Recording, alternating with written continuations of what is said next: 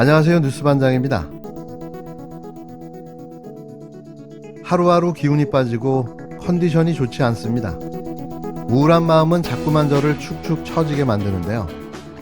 이제 17일 앞으로 다가온 내로남불의 정수이자 독재검찰 공화국의 출범 탓입니다. 앞으로 5년을 어떻게 버텨내야 할지 황당할 따름인데요. 여기에 엎친 데 덮친 격으로 문재인 대통령 퇴임 전에 완수하려 했던 검수완박, 검찰 선진화법마저 누더기꼴로 합의가 이루어지며 참담한 심경을 가눌 길조차 없습니다.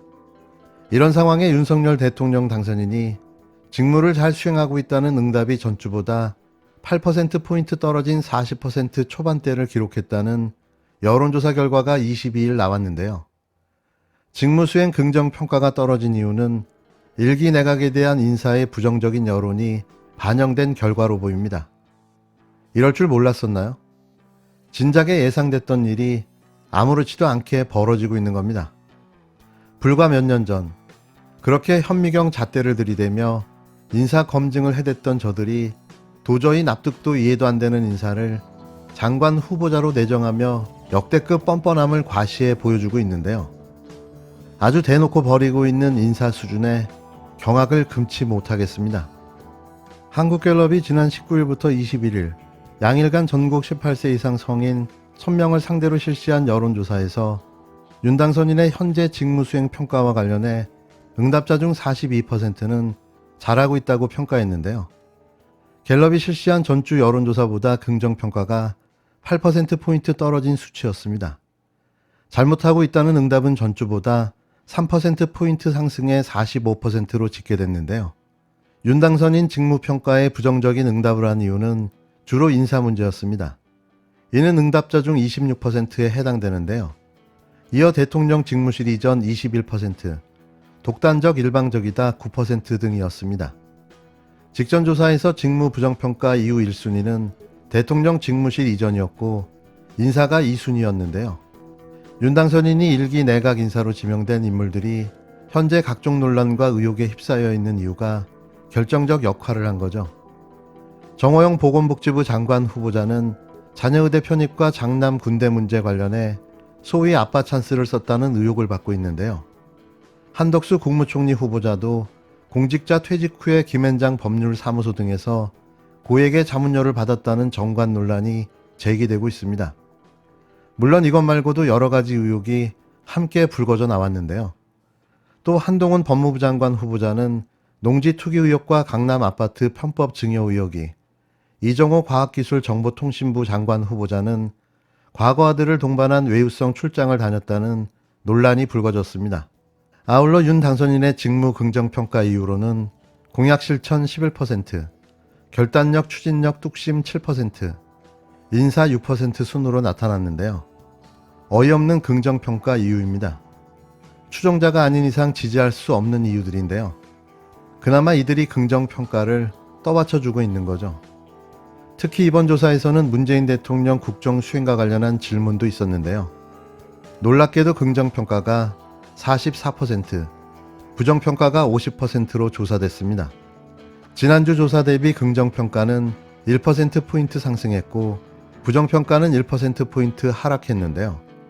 정당 지지도 조사에서는 민주당이 40%, 국힘당이 39%, 정의당이 4%, 기타 정당이 1%를 기록했습니다.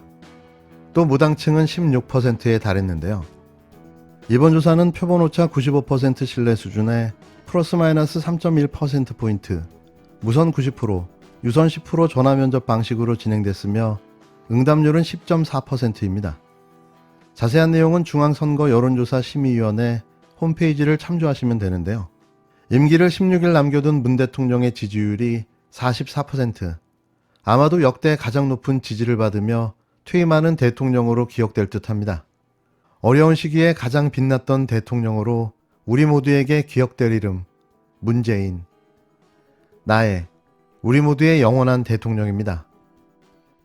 졸속 부실 행보를 벌이는 당선인. 대한민국의 장래가 참 어둡습니다. 윤석열 당선인의 졸속 행보 해도 너무합니다. 인수위가 한남동 육군 참모총장 공관으로 관저 이전을 하겠다는 계획을 세웠었는데 전면 백지화했습니다. 후보지를 외교부 장관 공간으로 검토 중이라고 하는데 이 또한 언제 뒤집어질지 모릅니다. 국정 운영에 대한 결정을 이렇게 마구 해도 되는 겁니까? 천금처럼 무거워야 할 당선인의 이 정책, 정말 가벼워도 너무 가볍습니다. 국정을 기분 내키는 대로 하고 싶은 대로 마음껏 왔다 갔다 하는 이런 이 모습에 국민의 실망이 큽니다. 이제 임기 시작이 20일도 남지 않았습니다. 함께 국가를 이끌어갈 제1당, 원내 제1당으로서 당선인의 이 같은 행보에 비판에 앞서서 걱정이 됩니다. 제발 잘 해주시기 바랍니다. 지켜보는 국민이 불안합니다. 남편이 대한민국 최고직인 대통령에 당선되고도 그 위치와 품위와 어울리지 않는 행동으로 또다시 논란에 휩싸인 김건희 씨. 사실 저는 윤석열 당선인이 왜 대통령이 됐는지 점점 알 수가 없는데요. 그가 대통령으로 당선된 후 당선인으로 벌인 그의 행보를 보면서 제사보다 제밥에 더 관심이 많다는 사실만 확인했습니다. 대통령 직무실이 광화문이면 어떻고 용산이면 어떻습니까? 또 거처가 육군 참모총장 공간이면 어떻고 외교부 장관 공간이면 또 어떻습니까? 공간이 정신을 지배한다는 헛소리로 모든 국민을 깜짝 놀라게 하더니 아직도 자기 살집을 찾아 떠도는 걸 즐기고 있는데요. 멀쩡하게 사용할 수 있는 청와대라는 공간을 놔두고 말이죠. 이런 상황에 당선인 배우자 신분인 김건희 씨가 관저를 둘러보러 다녔다는 사실이 알려지며 이들은 대체 뭐하는 사람들인가 하는 생각을 안 할 수가 없는데요. 뭘 하든 역대급입니다. 윤석열 당선인이 외교부 장관 공관을 대통령 관저로 쓰는 방안을 유력하게 검토 중입니다. 원래 육군 참모총장 공관을 쓸 계획이었는데 최근에 후보지가 달라졌습니다. 저희가 그 배경을 취재했습니다. 지난 주말 당선인의 부인인 김건희 씨가 외교부 장관 공관을 직접 둘러봤고 그 이후에 후보지를 바꾸는 내부 검토에 들어간 것으로 파악됐습니다.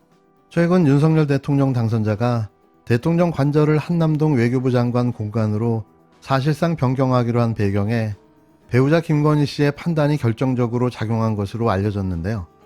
당초 전문가들의 치밀한 검토와 분석을 토대로 이미 결정되고 확정된 관저 문제가 비전문가의 감상적 소견에 의존해 전격 취소되고 전격 변경되고 있다는 점에서 향후 윤 당선자의 국정운영 스타일에 심각한 우려가 제기되고 있습니다.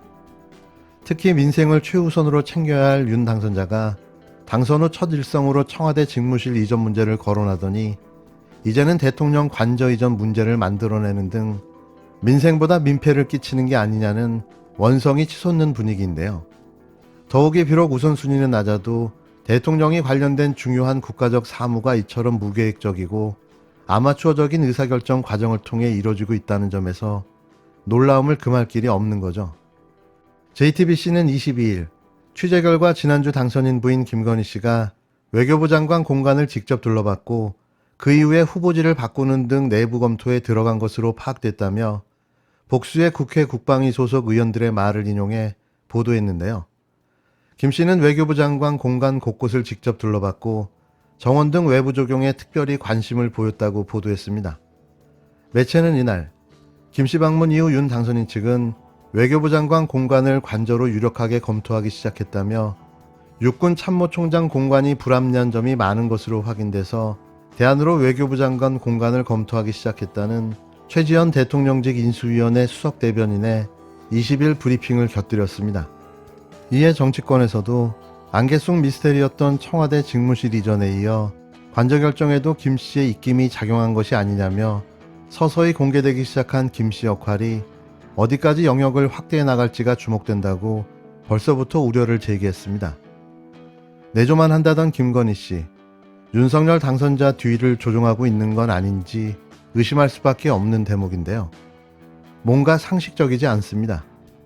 앞으로 이런 일은 더 빈번하게 일어날 수밖에 없을 텐데요. 5년을 어떻게 견뎌내야 할까요?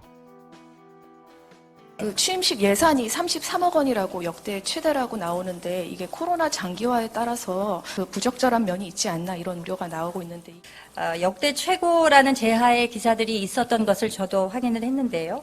하지만 매번 취임식이 반복될 때마다 그런 식으로 치자면 역대 최고 예산이 기록되었습니다. 33억이라면 물가 상승률을 고려한 점이라는 것을 분명히 말씀드리겠습니다. 10년간으로 나누어 보게 되면은 연간 약 0.6%의 인상률에 불과합니다. 또 이것은 이미 행안부 예산으로 2022년도 회계연도의 예산이 작년에 이미 잡혀 있었던 것이기 때문에 이를 집행한다는 점을 말씀드리겠습니다. 이번 취임식의 경우는 당선인께서 수차례 국민을 섬기는 낮은 자세로 그런 기조 위에 어린이나 청년, 장애인을 포함한 취약계층을 중심으로 준비하라는 말씀을 당부하셨기 때문에 그에